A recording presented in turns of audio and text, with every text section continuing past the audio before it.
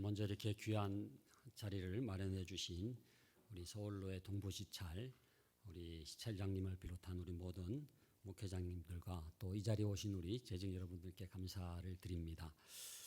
제가 PPT를 중심으로 이렇게 말씀을 드리도록 하겠습니다. 2024년도에 우리 교회마다 여러 가지 지금 변화가 몰아닥치고 있는데 그 중에 가장 중요한 변화 중에 하나가 저는 이 100세 시대로의 전환이라고 생각을 합니다. 오늘 제목이 이제 100세 시대 노년 목회 어떻게 이렇게 되어 있으니까 목사님들 위한 게 아닌가 그렇게 생각하시는 분이 계신데 물론 목사님들이 어떻게 목회를 해야 될지에 대해서도 도움이 되겠지만은 저는 우리 재직 여러분들의 개인적인 삶에 있어서 이 100세 시대를 준비하는 것, 특별히 믿음으로 이거를 잘 준비하는 것은 굉장히 중요한 과제라고 생각을 하고요. 교회마다 이러한 우리가 보통 이제 노령화된다라고 하는 거를 좀 부정적으로 많이 생각했잖아요. 그래서 아이고 뭐 우리 교회는 너무 지금 노인들이 많다, 급격하게 노령화가 되고 있다. 그런데 그것을 저는 기회로 바꾸는 지혜가 필요하다고 생각을 합니다. 그래서 어떻게 하면은 우리 한국 교회가 이 초고령화 사회가 되는 이때에 그 노령화라고 하는 것을 네거티브하게 부정적으로 이해하지 않고 이것을 교회의 활성화를 위한 어떤 원동력으로 삼을 수가 있을 것인가, 이 어떤 전환, 이 트랜지션, 이것을 일으키느냐 그렇지 못하느냐의 그 갈림길에 서 있다, 그렇게 생각을 합니다. 그래서 이 100세 시대 노년 목회 어떻게요 제목으로 이제 말씀을 드리려고 하는데요. 넘겨주시면은 그다음 넘겨주시면은 지금 우리 사회의 가장 중요한 특징을 우리가 저출생 고령화라고 얘기를 하지 않습니까? 그러니까 먼저 우리가 이 저출생 때문에 지금 뭐 엄청난 지금 고통이 그야말로 쓰나미처럼 몰려오고 있죠. 제가 지난 한 주간 동안도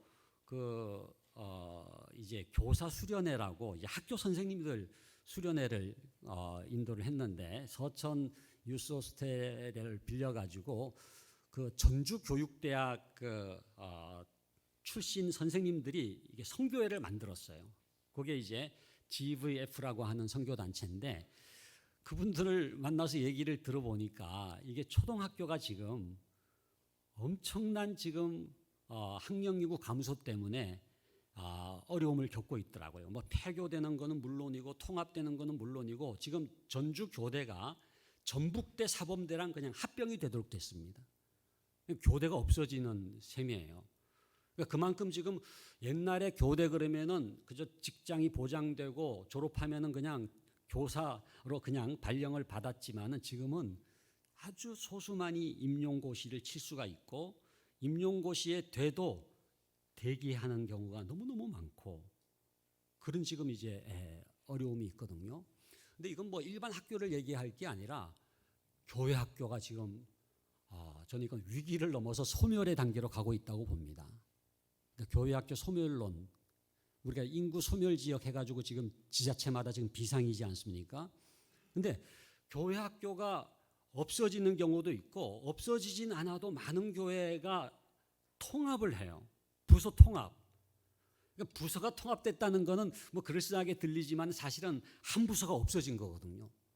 제가 원래도 이렇게 연초에도 교회들을 방문해 보면은 지난해까지는 유년부 초등부가 있었는데 아동부로 통합이 되고 중등부 고등부가 있었는데 청소년부로 통합이 되는 거예요. 한 부서가 없어졌다는 겁니다. 소멸이 됐다는 거예요. 그리고 온 세대 통합 예배, 그리고 뭐 굉장히 그 세대 통합이라든지 온 세대라든지라고 하는 용어가 아름답고 굉장히 뭐 의미심장하게 보이지만 사실은 이렇게 들여다보면은 구조적인 어떤 이유로 인해서 구조 조정이 되는 거예요. 정말 이 교회 학교는 한국 교회의 그야말로 미래를 보여주는데 과연 20년, 30년 후에 한국 교회가 어떻게 될 것인가에 대한 심각한 걱정을 하지 않을 수가 없죠. 그래서 저는 이 저출생 문제 그리고 다음 세대 문제 뭐 아무리 강조해도 지나치지 않다고 생각을 합니다.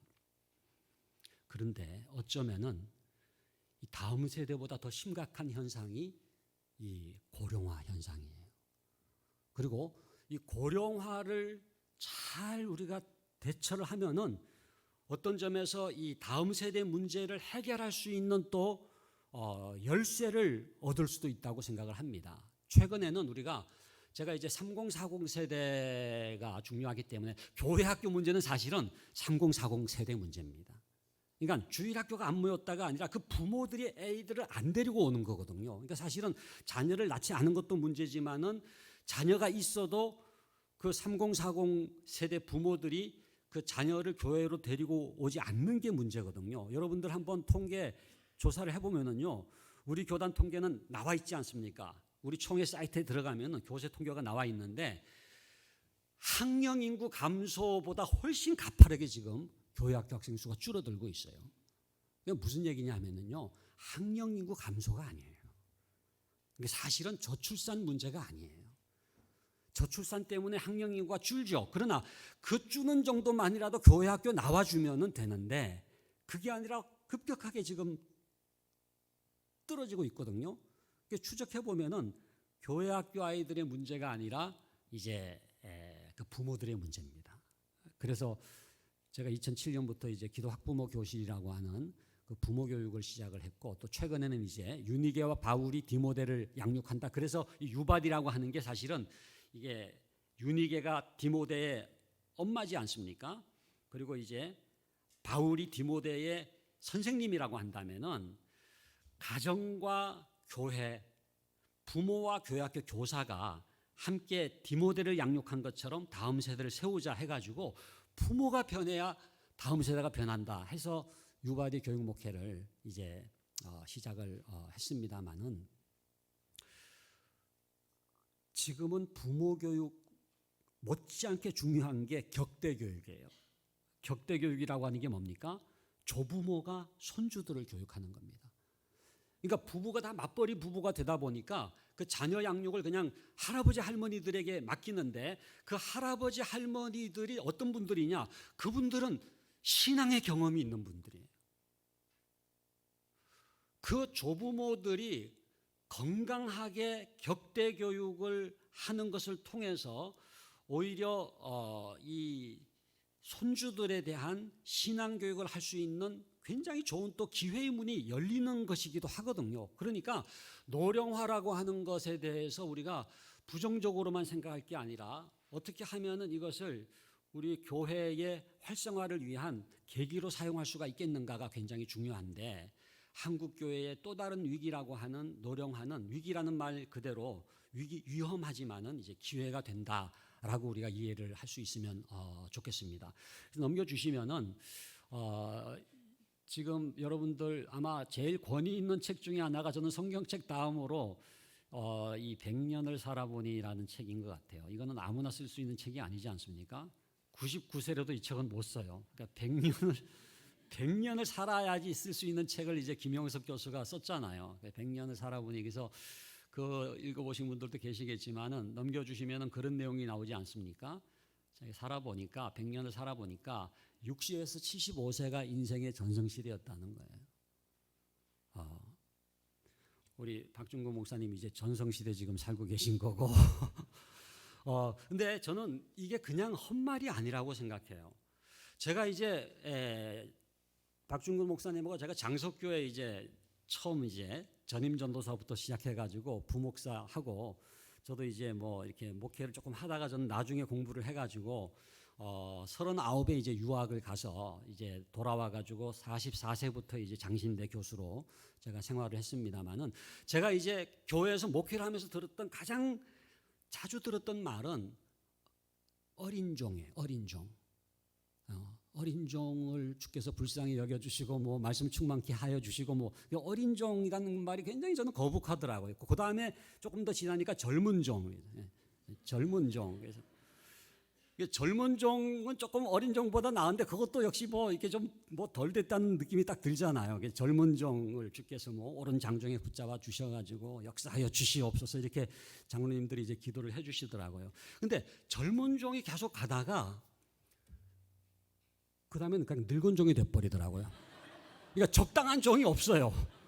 그러니까 우리나라가 이게 참 그냥 30, 40이면 젊은 것들이에요.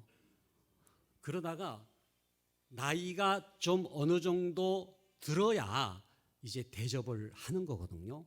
그래서 저는 이 김영석 교수 얘기를 이렇게 들으면서 유교 문화권에서 60은 돼야 이렇게 어디 가서 이렇게 어울리기도 하고 이렇게 떳떳하게, 그죠? 근데 그렇지 않을 때는 계속 이렇게 그냥 어린 것들 그냥 젊은 종 해가지고 이렇게 제대로 대인관계를 맺기도 어려운 그런 이 문화권이지 않습니까? 근데 이 100세 시대라고 하는 거는 과거에 환갑이 있었고 진갑이 있었고 저희 교수들도요 회갑 기념 논문집을 내서 최고로 봉정하던 시대가 있었습니다. 지금은 그렇게 하면 욕을 엄청 먹어요. 그거 안 해야 됩니다. 그러니까 옛날에 이제 회갑이라든지 이거는 이제 거의 돌아가셔야 되는데 지금 이때까지 살았으니까 그야말로 마지막으로 이렇게 잔치 베풀어 주는 그런 시기잖아요. 근데 지금은 100세까지 지금 사시는 분들이 이렇게 많은 시대이기 때문에 60세, 70세에 새로운 삶의 의욕을 갖고 희망을 갖고 그들로 하여금 뭔가 교회 안에 일뿐만 아니라 교회 밖에 어떤 사명자로 세워서 그들을 그냥 이렇게 노인석에 그냥 앉혀가지고 옛날 무슨 뭐 경로대학 하는 식으로 그냥 교도 관광이나 하는 식으로 그렇게 그들을 대하면 안 된다는 거예요.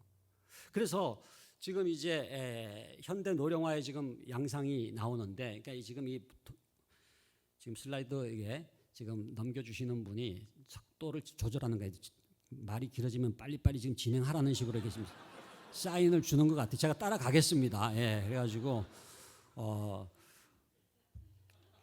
그래서 이 100세 시대에는 여러분들이 생각하는 어떤 인생을 마감하고 뭐 이제는 내가 그냥 임종을 그냥 우두커니 기다리는 그런 인생이 아니라 우리가 3막으로 나눈다면은 첫 번째 인생 1막은 뭡니까? 태어나서부터 30살 때까지예요. 때는 공부하고 그죠? 준비를 하는 시기죠. 그죠?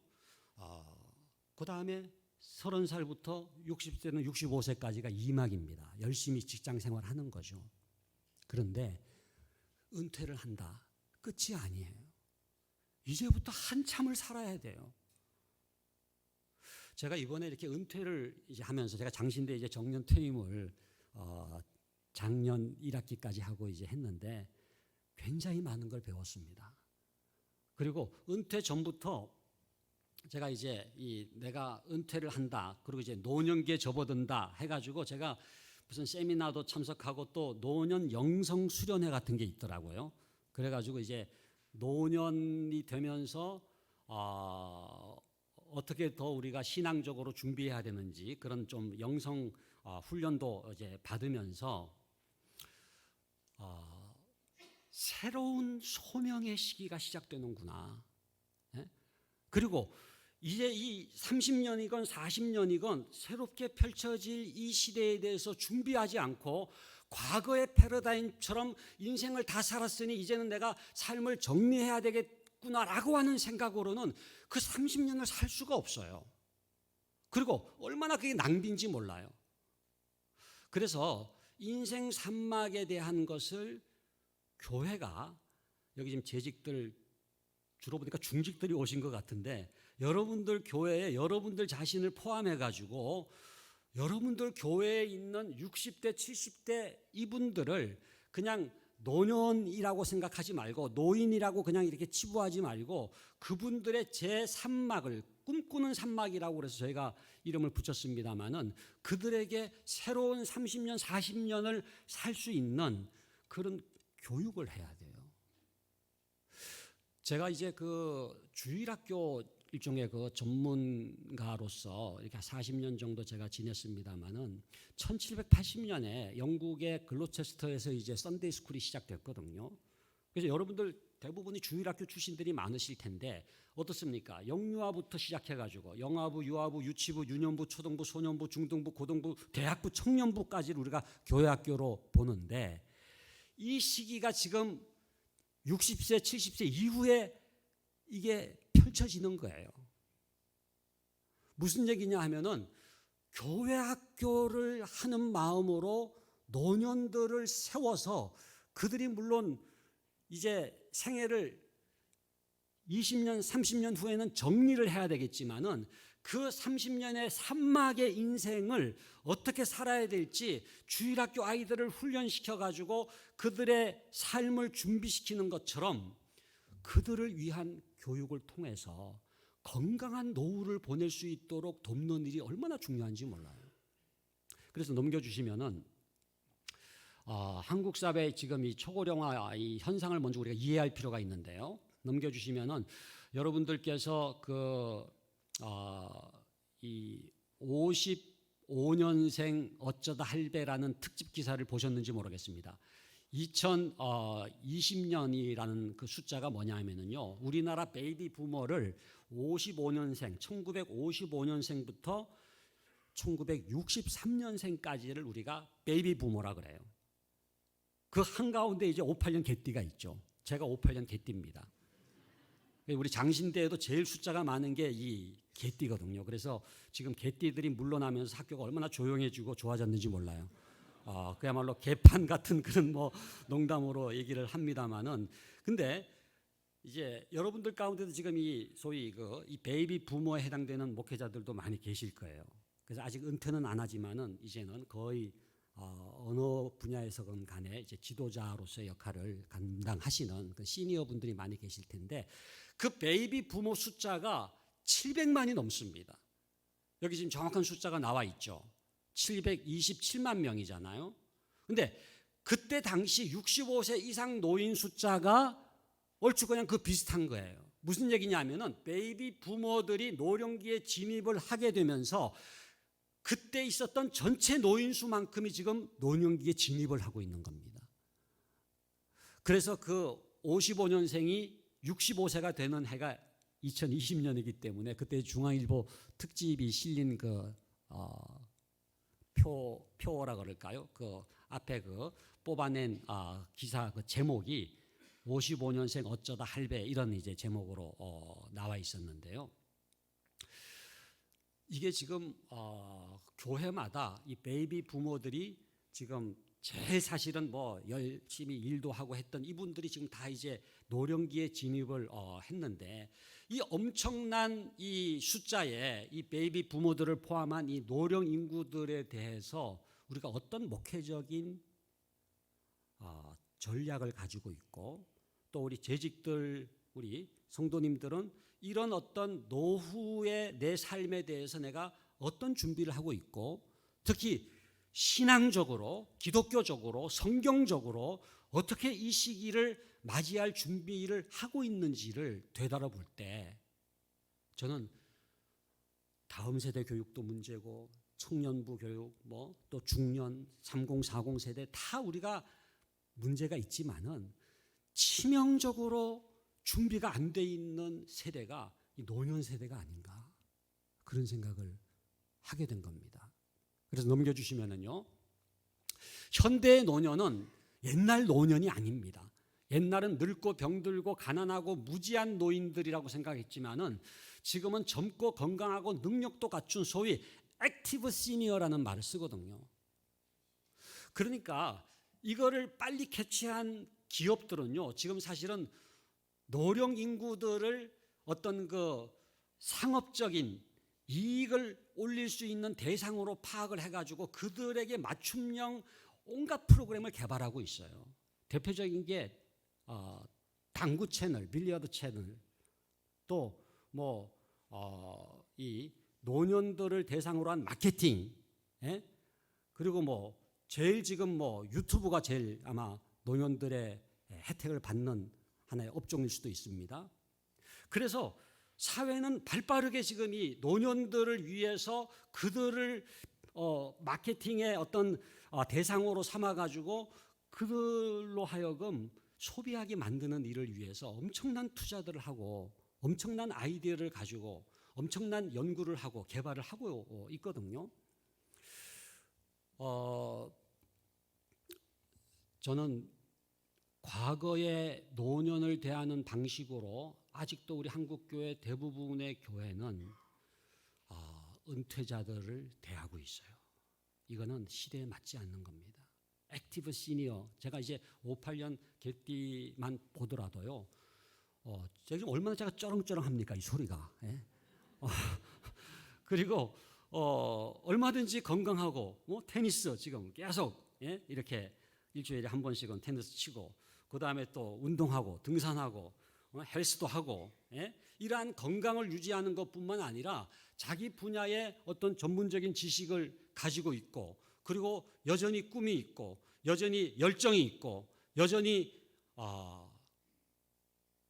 희망찬 그러한 마음을 가지고 있는 그 액티브 시니어들을 그냥 이렇게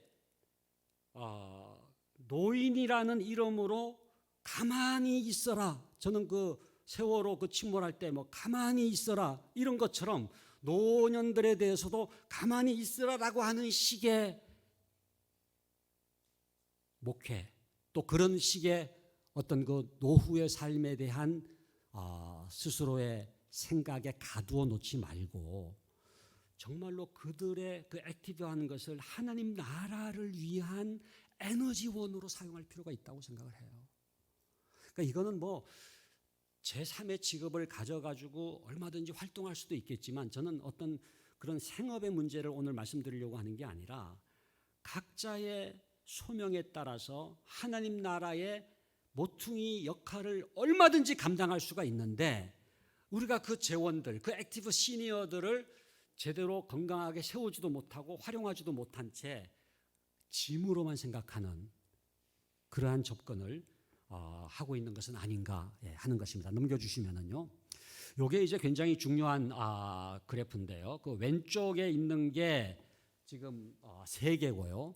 오른쪽에 있는 게 우리나라입니다. 그러니까 여러분들 우리나라와 전체 세계가 너무 달라요. 어떻게 다르느냐? 너무 빠른 속도로 지금 노령화가 이루어지고 있는 겁니다. 여기 지금 왼쪽에 보시면은 이게 지금 1970년이잖아요. 1970년, 22년, 40년, 70년 이렇게 되어 있는데 오른쪽하고 한번 비교해 보세요. 이렇게 맨 위가 지금 노령 인구거든요. 근데 65세 이상이 지금 한국이 1970년도에는 더 적었더랬어요. 3.1%밖에 안 됐었는데 이게 2022년도가 오면서 17.5%가 됐잖아요. 벌써 훨씬 지금 많죠. 2배 이상이 많죠. 그 다음에는 2배도 훨씬 넘죠. 46.4%까지 이게 지금 늘어나고 있는 추세입니다. 그 다음 넘겨주시면은요.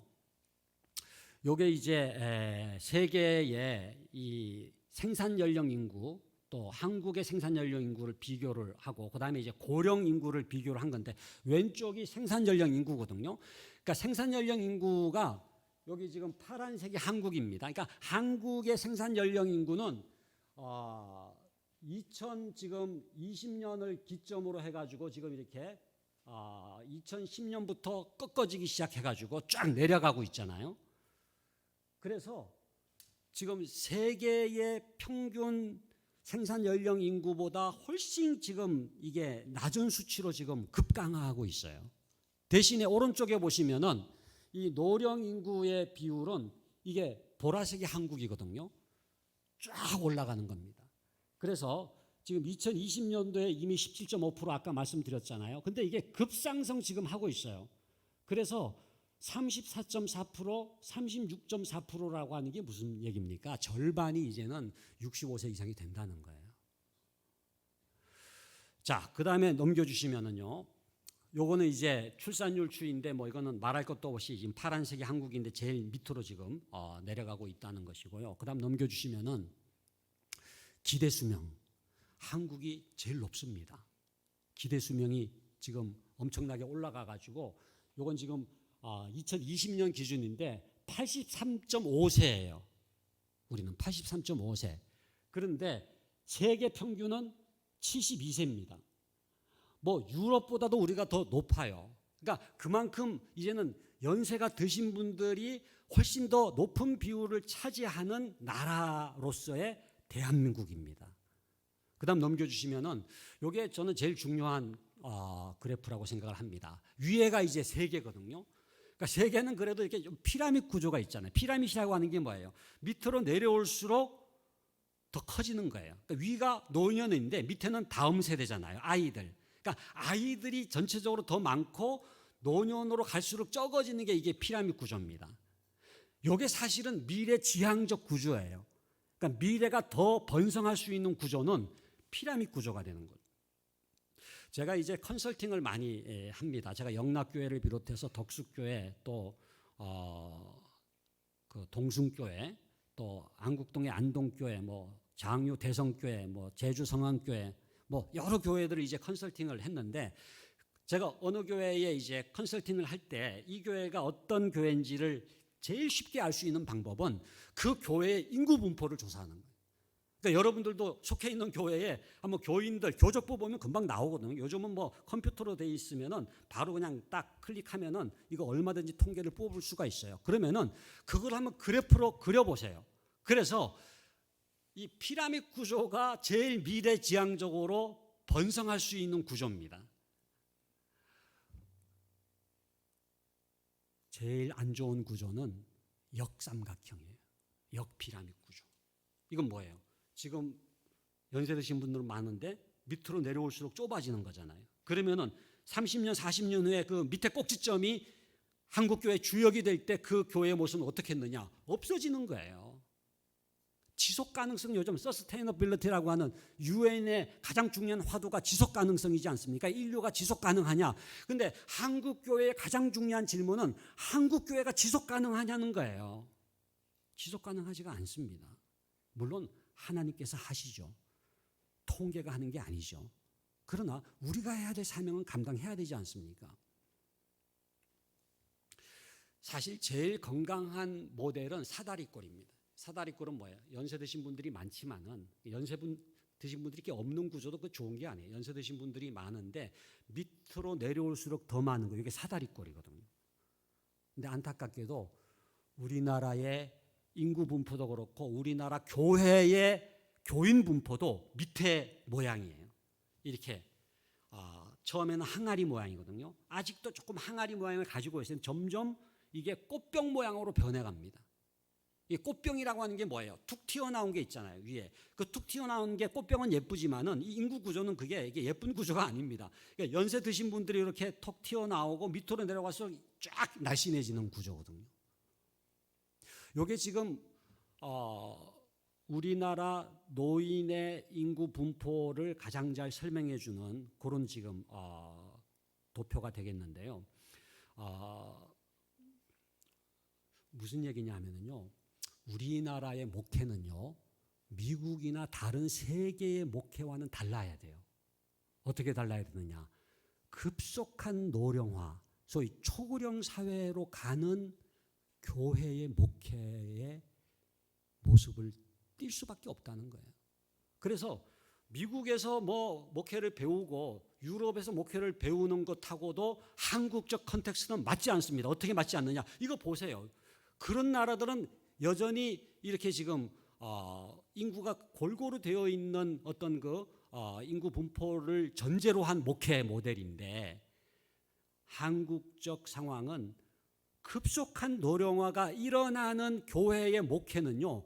우리가 창의적으로 응전할 수밖에 없어요. 이거는 벤치마킹해서 될 일이 아니에요. 왜? 미국하고 다르고 세계하고 다른 굉장히 독특한 인구 분포를 가지고 있다는 점을 우리가 잊어서는 안 된다는 거죠. 그래서 넘겨주시면은요, 요게 이제 세계와 한국의 중위 연령이라고 하는 건 뭐냐면요, 여러분들도 지금 이렇게 많이 오셨습니다만 여러분들을 나이 순으로 이렇게 중위 연령을 한다 그러면 제일 어린 사람부터 제일 나이 많으신 분들까지 일렬로 줄을 세운 다음에 맨 중간에 계신 분이 나이가 몇 살이냐, 이게 중위 연령이거든요. 그러니까 우리나라 모든 국민들 어린아이부터 갓난 아이부터 해가지고 그야말로 김영석 교수 뭐 넘어갔지 100세 이상 사시는 분까지 다 줄을 세우면은 맨 가운데 있는 사람의 연령이 중위 연령이거든요. 근데 이게 지금 한국이 지금 맨 밑에서 두 번째 있지 않습니까? 이 한국의 중위 연령을 한번 보세요. 그러면은 70년대에는 18.5예요. 당시에 다른 나라보다도 훨씬 젊었어요. 그러니까 18.5라는 게 뭐냐면은 우리 국민 다 줄 세우고 가운데를 뽑았는데 18살밖에 안 된 거예요. 그러니까 그만큼 젊은이가 많았다는 거죠. 그런데 지금 이제 2022년 바로 지금 최근에 통계를 보면은 45세예요. 45세 가운데가 18.5세에서 45세가 됐어요. 그 다음에 이제 2040년이 되면은 54.6세가 되고 그 다음에는 뭐예요? 70년이 되면은 62.2라는 게 뭐예요? 전부 다 줄 세워 가지고 가운데를 뽑았는데 60세가 넘는 거예요. 그건 무슨 얘기예요? 과반수 이상이 60세가 넘어버리는 거예요. 그러니까 그 정도로 지금 빠른 속도로 이렇게 지금 노령화가 되고 있기 때문에 한번 여러분들이 이렇게 수평적으로 비교를 해보면 다른 나라하고 비교를 해보면요. 2040년만 하더라도 이미 2022년도 제일 높죠. 45.0이. 2040년으로 가면 54.6, 62.2 그야말로 추종을 불허할 정도로 우리나라의 노령 인구의 그야말로 초고령화 속도가 빠르기 때문에 중위 연령 자체가 엄청나게 높아지고 있다. 여러분들 교회도 마찬가지입니다. 여러분들 교회의 중위 연령을 한번 생각해 보세요. 이거 뭐 목사님들은 금방 아마 연상이 되실 거예요. 딱 가운데를 뽑으면은 몇 살인가. 이게 점점 지금 나이가 들어가고 노령화가 되고 있는 거거든요. 그 다음 넘겨주시면은요. 그래서 한국 교회의 이 노령화 현상은 일반적인 노령 인구 증가보다도 더 심각해요. 그러니까 일반 인구의 노령화도 심각한데 이제 한국 교회의 노령화를 넘겨주시면은 그 이제 이렇게 뭐 이건 숫자니까 복잡하니까 또 넘어가고요. 이렇게 보면은요. 여기 지금 왼쪽이 개신교잖아요. 오른쪽이 이제 총 인구잖아요. 그러니까 총 인구는 7%에서 19%. 근데 개신교는 5%에서 지금 20%로 늘어났잖아요. 그래서 일반 인구보다도 훨씬 더 교회는 더 노령화가 되고 있다. 이런 지금 통계들이 여러 자료에서 지금 발견될 수가 있는데요. 그다음 넘겨주시면은 요거는 뭐냐 하면은 우리가 이제 그 우리나라 통계조사 가운데에서 종교 인구 통계는 가장 공식적인 게 통계청 조사입니다. 그러니까 통계청 조사는 10년마다 한 번씩 하기 때문에 2005년도에 했고 2015년도에 했고 이제 2025년도에 할 거예요. 그러니까 아직도 2015년 통계가 제일 공식적인 통계입니다.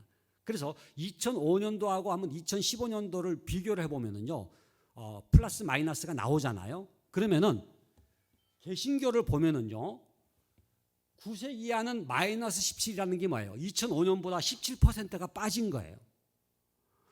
그런데 50대는 뭐예요? 2005년도보다 10년 사이에 68%가 늘어났어요. 그리고 60대 이상은 개신교 우리 한국 교회의 노령 인구가 80%가 늘었다는 거, 거의 2배가 됐다는 거예요. 그러니까 다음 세대가 지금 감소하고 있는 거는 사실인데 엄청나게 지금 늘어나고 있는 이 노령 인구에 대한 대비가 너무 부족했다. 그런 진단을 할 수가 있는 거죠. 이게 다른 종교하고도 비교해 보세요. 다른 종교하고도 굉장히 달라요. 지금 불교는요, 50대가 8%밖에 안 늘었어요. 그러니까 어떤 점에서는 다행이기도 하죠. 연세 드신 분들이 교회로 오는 거니까. 예? 절로 안 가고. 절로 안 가고 저리로 안 가고 이리로 오는 거니까 감사한 건데 60대 이상은 16%밖에 안 늘었어요. 캐톨릭도 마찬가지입니다. 캐톨릭도 14% 늘고 13% 늘었어요. 그러니까 전체 인구보다도 훨씬 높을 뿐만 아니라 다른 종교하고 비교하면 엄청나게 노령화되고 있는 특성이 강한 종교가 개신교인 거예요.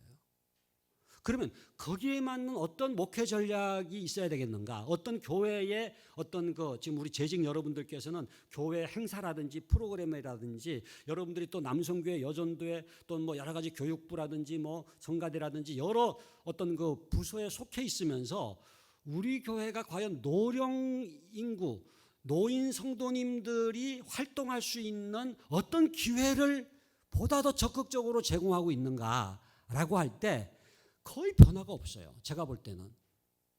그러니까 제가 이제 주로 주일학교 시절 생각하면은 이제 70년대, 60년대, 70년대 제가 주일학교를 다녔는데요. 그때는 빠글빠글했어요. 제가 3학년 1반이었는데 제가 99번이었거든요. 구예배수 나와 그때 제가 나갔던 기억이 나요. 그때 주일학교에서는 끝나면 불렀던 노래가 다 일어나가지고 무슨 노래를 불렀느냐 하면 돌아갑시다 돌아갑시다 돌아갑시다 돌아갑시다 같이 불러고 시작 돌아갑시다 재미있는 시간이 벌써 지났네 1대 2대 3대 4대 돌아갑시다. 그 노래 아는 분들은 어떤 분들이냐, 나이 드신 분들이에요. 근데 왜 그 노래를 불렀느냐 가만히 생각해 보면요, 너무 애들이 많으니까 그냥 나가다간 무슨 압사사고라도 날 것 같으니까 돌아가서 1대 2대 3대 3반 2반 이렇게 집으로 돌아갔던 기억이 나는데 지금은 그 노래 안 불러도 그냥 썰렁하게 잘 나갑니다. 그런데 그런 60년대 70년대 80년대의 목회 스타일이 거의 안 변했다는 거예요.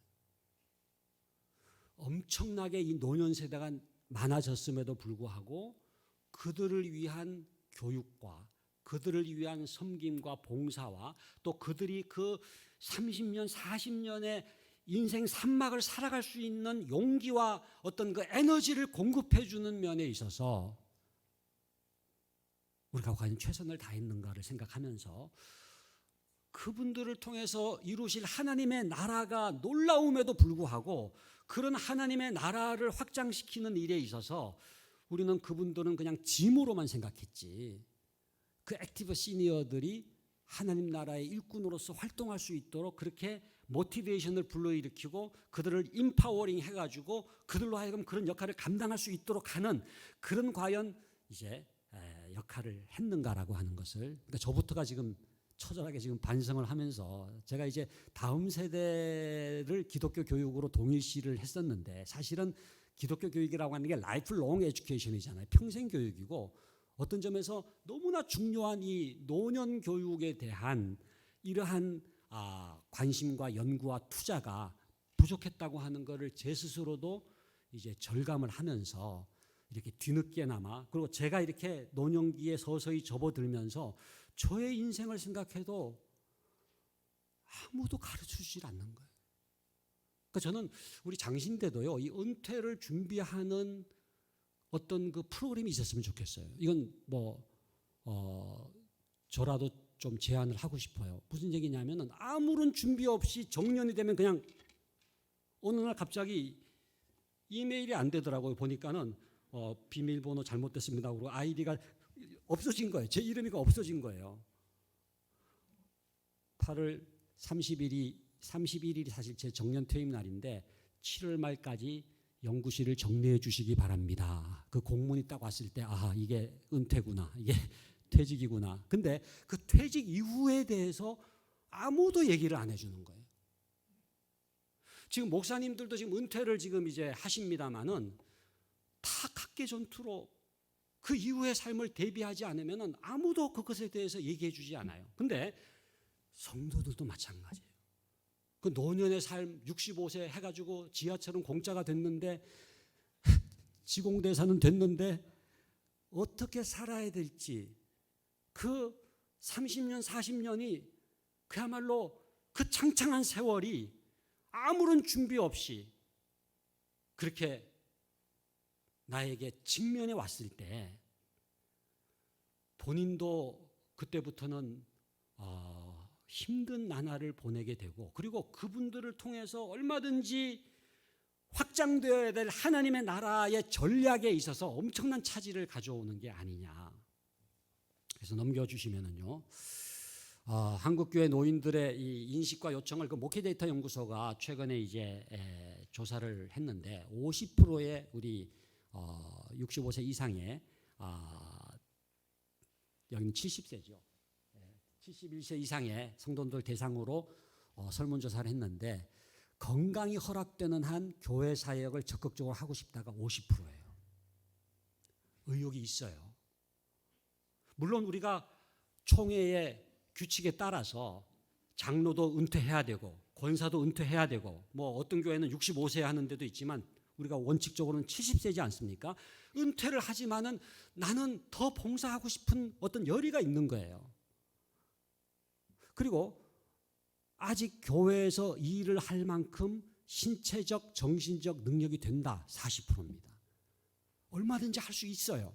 그런데 그들을 위한 어떤 사역도 제공되지가 않고 있다면은 이분들은 그러한 열의를 그냥 다른 것으로 삭힐 수밖에 없는 그런 이제 어려움을 겪게 되는 거죠. 넘겨주시면은 70세 이상의 이 은퇴 직분자들은 사역을 감당하기를 원하고 있으며 그럴 수 있는 여건이 된다고 이제 인식을 함에도 불구하고 현재 교회에서 제공하고 있는 프로그램은 다양하지가 않은 거예요. 기껏해야 이제 경로대학이 효도 관광이 있어요. 그러니까 그런 스타일은 이거는 옛날에 그야말로 이렇게 노령기가 그야말로 임종기하고 거의 붙어 있을 시기에 했던 목회적 전략이지 않습니까? 그다음 넘겨주시면은요. 자, 이 고령사회 노인 문제는 뭐 간단하게 좀 이해를 하고 넘어가면 될 것 같은데요. 넘겨주시면은 저는 크게 네 가지로 말씀을 드리고 싶어요. 건강 문제. 저는 교회가 우리 노인들의 또 노년 성도들의 육체적 건강에 대해서도 관심을 가져야 된다고 생각합니다. 신체는 하나님이 주셨어요. 신체가 속된 것이 아니에요. 어떤 그 신체와 분리된 무슨 영혼만 귀한 게 아니에요. 홀 펄슨이 귀해요. 그러니까 그분들이 그야말로 99세, 100세가 될 때까지 건강하게 살아갈 수 있도록 어떻게든지 그분들에게 건강한 삶의 지혜를 제공해 줘야 되죠. 그리고 사실은 저는 이제 앞으로는 우리 한국 교회가요, 그 교회 교인들의 일종의 그 구역별로 적어도 닥터, 메디컬 닥터, 의사가 이렇게 배치되지 않는다고 할지라도 적어도 간호사, 예? 적어도 그분들의 건강을 체크하고 또 이렇게 홀로 있는 분들의 어떤 건강에 대해서 교회가 관심을 가져서 소위 그 교구 편성하듯이 어떤 그 이 의료 그런 그 도움을 줄 수 있는 시스템도 필요하다. 그래서 사실은 이 교구의 그런 그 소위 그 구역 간호사, 교구 간호사 제도가 미국에는 있는 교회들이 있거든요. 그러니까 교구마다 담당 간호사가 있어가지고 그 교구에 꼭 연세 드신 분들만이 아니죠. 좀 병약하신 분들, 암투병하신 분들 이런 분들에 대한 이게 케어가 필요한데 그냥 1년에 대신방 한번 해가지고 뭐 이렇게 기도해 주는 걸로는 불충분한 거거든요. 여기 멀지 않은 곳에 보면은 합동측 교회입니까? 그 어떤 교회가 어떤 그 우리 동신교회 사실은 그 장로님 하셨던 어떤 장로님의 후원을 받아가지고 독거노인 우유 배달 사업을 펼치고 있습니다. 지금도 하고 있을 거예요. 그건 뭐냐면은 혼자 사는 노인들, 그 독거노인 되신 분들의 집 앞에 우유를 배달해가지고 그 우유가 안 없어지고 계속 있으면은 뭔가 문제가 있는 그걸 체크를 동시에 할 수 있는 그래서 그 교회가 그 지역 사회에서 그 교회 다니는 분들만이 아니라 안 다니는 분들의 건강에 대해서도 관심을 갖고 했던 그 사업이 굉장히 이렇게 인기가 있다 그럴까요? 인정을 받아서 신문에도 보도가 된 적이 있는데 저는 이 건강의 문제 조금 더 간단하게 좀 설명을 드리겠습니다만은 우리가 관심을 가져야 되고 또 빈곤과 이런 그 경제적인 문제에 있어서 노인들이 그야말로 자립할 수 있도록 어떻게 이분들을 도울 수 있을까의 문제, 그 다음에 이 고립의 문제, 고독의 문제, 이 관계의 문제죠. 그 다음에 이 학대, 알게 모르게 지금 이 학대를 받고 있는 노인들이 너무 많아요. 그래서 결국은 자살, 지금 우리나라 노인 자살률이 세계 1위지 않습니까? 그래서 잠깐 넘겨주시면은요, 이거는 그냥 짧게 할게요. 건강에 대해서 노년기의 가장 중요한 발달적 과업은요, 신체적, 정신적 노화에 적응을 하는 거예요. 그러니까 얼마든지 건강하게 노화를 이렇게 응전을 해가지고 건강한 노년을 보낼 수 있도록 도와줘야 될 책임이 저는 교회에 있다, 이렇게 생각을 하고요. 신체적 건강과 정신적 건강은 연결돼요. 이게 사이코소매틱하다 이런 말을 쓰는데요. 영성도 마찬가지입니다. 건강해야 영적으로 살아있게 돼요. 그러니까 여러분들 이렇게 병들면은요, 그냥 신체적으로만 병들고 힘없는 게 아니라 정신적으로도 약해지고요, 영적으로도 다운되는 거예요. 그래서 그 우리 연덕교회 이성희 목사님들 하시는 말씀이 영성이, 그죠? 영성이 그 건강이 영성이다. 예, 건강이 영성이다. 해가지고 뭐 얼마나 테니스 좋아하시고 그렇게 건강을 관리를 잘 하시는지 모르겠는데 그 말씀이 저는 굉장히 일리가 있다고 생각합니다. 그러니까 건강할 때 영적으로도 이렇게 깨어 있기 때문에 어떻게 하면은 건강한 육체만이 아니라 건강한 영성, 건강한 정신이 함께 갈 수 있도록 도울 수가 있을 것인가.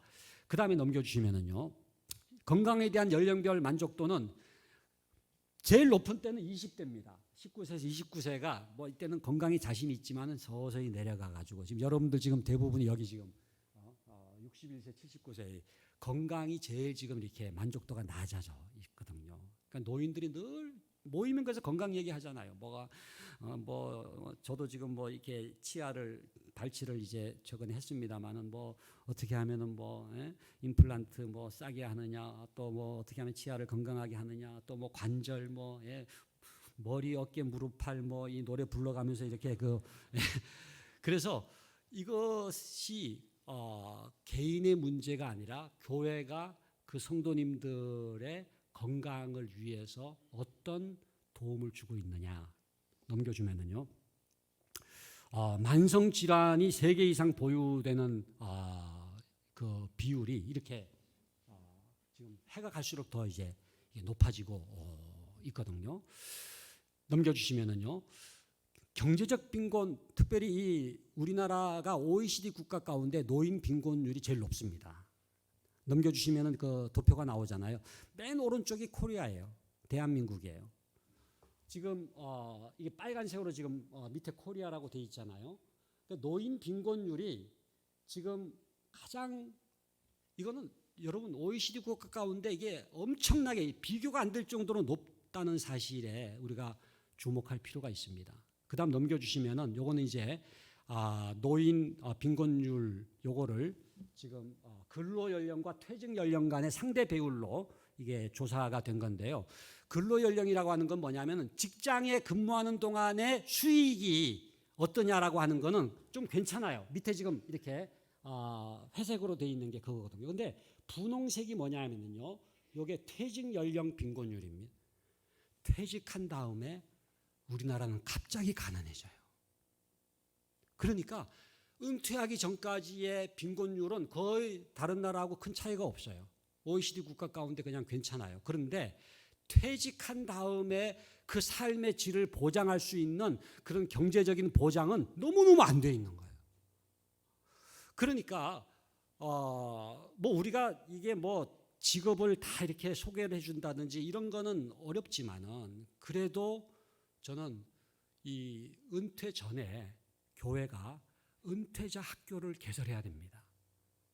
그래가지고 여러분들이 이제 은퇴 준비가 어떻게 됐는지도 점검을 해주시고, 그 다음에 여러분들이 할 수 있는 제3막에서 할 수 있는 어떤 경제적인 수익이 크든 적든 의미 있게 도움이 될 수 있는 방법이 뭐가 있겠는지에 대해서 생각할 수 있는 시간을 주고 성경적인 가치관에 입각한 제3의 직업을 우리가 안내해 줄 필요가 있다. 그다음 넘겨주시면은요, 저는 이거가 제일 심각하다고 생각합니다. 사회적 고립, 고독. 그러니까 노인들을 만나면은요, 뭐 저도 마찬가지입니다만은 은퇴 전하고 은퇴 후에 굉장한 큰 차이가 뭐냐면은요, 외롭다는 거예요. 외롭다. 이제는 정말 나 혼자구나. 그래서 제가 이렇게 라디오를 듣다가 그 이제 은퇴 그 전문가가 이제 노후를 어떻게 대비할 것인가를 얘기하면서 그분이 하는 얘기가 이거예요. 노인이 되면은 제일 심각한 게 고독이기 때문에 혼자 있을 수 있는 법을 터득해야 된다는 거예요. 혼자 일어나고 혼자 먹고 혼자 걷고 혼자 등산하고 혼자 장보고 혼자 지하철 타고 혼자서 살아갈 수 있어야 된다는 거예요. 그러면서 하는 얘기가 이렇게 식당 같은 데 가면은요. 혼자 가잖아요. 그러면은 몇 분이세요? 그러면은 우리 좀 위축되잖아요. 근데 그게 아니고 한 사람 딱 얘기하고 딱 앉아가지고 쫙 이렇게 먹어야 된다는 거예요. 그래서 저는 교회가 좋은 이유는요. 고독의 문제를 해결할 수 있는 공동체가 있다는 거예요. 제가 이 얘기를 어느 목사님들하고 같이 나눴더니 한 목사님이 하시는 말씀이 교인들이 부럽다는 거예요. 그러니까 재직들이 부럽다는 거예요. 목사님인데 담임 목사님은 목회가 끝나면 떠나야 되잖아요. 외로워지는 거예요. 그런데 재직들은 안 떠나잖아요. 은퇴를 해도 계속 그 교회에 있잖아요. 공동체가 있잖아요. 그러니까는 그 목사님이 하는 얘기가 솔직하게 재직이 옆에 있는 게 아무도 재직은 없어. 우리 목사들끼리 모였는데도 솔직히 나는 성도들이 부러워. 교인들이 부러워. 왜? 은퇴를 해도 같이 그 남성교회 친구들도 은퇴 장로들 있고 은퇴 권사들 있고 그게 너무 부럽다는 거예요. 정말 저는 그런 점에서 우리 목사님들도 어떤 그 은퇴 공동체가 이제 있어야 되겠습니다만은 우리 성도님들은 그것이 얼마나 은혜인지 당연한 것 하나도 없다는 그 은혜라고 하는 찬양 있잖아요. 정말 당연한 게 아니에요. 그러니까 교회에 소속되어 있다라고 하는 건 어떤 점에서 절반의 노후 준비를 하고 있는 겁니다. 왜? 고독의 문제를 해결할 수 있는 공동체가 있으니까. 그 보네프 목사님이 그 성도의 공동생활이라고 하는 그 옥중에서 쓴 꼬미니온 쌍뚜름이라고 하는 그 책이 있지 않습니까? 그 책에서 그런 얘기를 하고 있습니다. 홀로 있을 수 있는 사람만이 함께 있을 수 있고 함께 있을 수 있는 사람만이 홀로 있을 수 있다. 그래서 홀로 있을 수도 있어야 되지만은 함께 있을 때에 또 홀로 있을 수 있고 이게 같이 연결이 돼야 된다는 건데 대부분의 노인들은 혼자인 거예요. 제가 지금 말씀드리고 싶은 건 뭐냐면요. 안 믿는 사람을 제일 전도하기 좋은 때가 노년기입니다. 그 공동체로 초대하는 거예요. 물론 자존심이 있어가지고 처음엔 안 갈라 그러죠. 노인정에도 안 가잖아요. 그러나 그 외로움을 해결하고 싶은 그 깊은 마음의 욕구가 있기 때문에 거기에 어떻게든지 이걸 연결시켜가지고 고리를 연결시켜가지고 여러분들이 교회 문을 활짝 열고 그분들이 들어오면 그분들의 자녀와 손주들이 또 이렇게 따라올 수 있는 거거든요. 그래서 우리가 노년을 짐으로만 생각하지 말고 그들의 가장 심각한 이 고독의 문제를 해결하는 것이 성교의 문제를 해결하는 열쇠일 수도 있다라고 하는 생각을 가지고 우리가 대처를 해야 된다. 지금 뭐 대부분의 노년들이 사별을 한 분들이 많고요. 그죠? 그리고 또 자녀가 있어도 다 떠났죠. 가끔 뭐 명절 때는 오더라도 365일 가운데 명절 뺀 그 수많은 세월들을 혼자 있어야 되는. 넘겨주시면은요. 요게 이제 고령자 가구 추이가 이렇게 늘어났다는 거고요. 고령자 가구라는 건 뭐냐면 고령자들끼리만 사는 거예요. 그런데 특별히 더 심각한 건 오른쪽에 있는 게 이게 1인 가구 숫자입니다. 여러분 우리나라 가구의 제일 큰 비중을 차지하고 있는 게 1인 가구입니다. 아시죠? 지금 이게 34%를 넘어서 이제 40%로 가까이 가거든요. 이게 무슨 얘기냐 하면은 부부가 사는 가정이 아니에요. 또 뭐 자녀까지 있는 이런 핵가족이 아니에요. 무슨 뭐 3대가 함께 사는 거는 거의 지금 찾아볼 수도 없죠. 가장 많은 게 뭐냐 하면은 혼자 사는. 제가 문학교회라고 우리 서울로에 있지 않습니까? 그 교회 이제 무슨 헌신 예배 인도하러 가다가 이렇게 차를 운전하고 거기에 좀 이렇게 경사진 길이 있지 않습니까? 이렇게 신호등에 이렇게 섰는데 옆에 어떤 연세 드신 남자 노인인데 한 뭐 80은 넘으셨을 것 같아요. 이게 넘어지셨어요. 주저앉으셨는데 일어나지 못하시는 거예요. 뭐 몇 번이나 이렇게 하는데 여기 잡을 것도 없으니까 관절이 안 좋으니까 또 일어나려고 하다가 또 주저앉고, 제가 이게 신호등 이제 파란불이 켜졌는데도 제가 갈 수가 없더라고요. 옆에 이렇게 차를 세우고 가서 이렇게 세워드렸어요. 그랬더니 감사합니다 그러면서 이렇게 걸어가시더라고요. 뭐 아파트 어디 지금 사시는 것 같은데, 제가 무슨 생각을 했느냐 하면은, 저분도 그 아이들을 낳아가지고 걷지도 못하는 아이들을 옆에서 부축하고 그 다음에 걸음마를 하고 뭐 이렇게 그 아이를 돌봤을 거 아니에요. 손주에 대해서도 마찬가지. 그러나 이 연세 드신 분이 이렇게 가장 누군가가 옆에 필요할 때 아무도 없구나. 아무도 없구나.